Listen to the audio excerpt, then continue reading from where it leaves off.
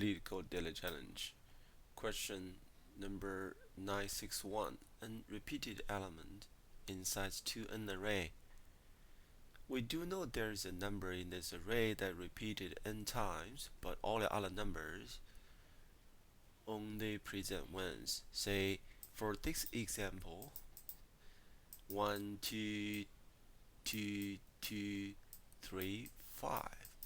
If we can go through all the elements in this array, whenever we find any number that is same as its neighbor, which means it is repeated, then this is the number we are looking for, and all the other numbers will be only repeated once.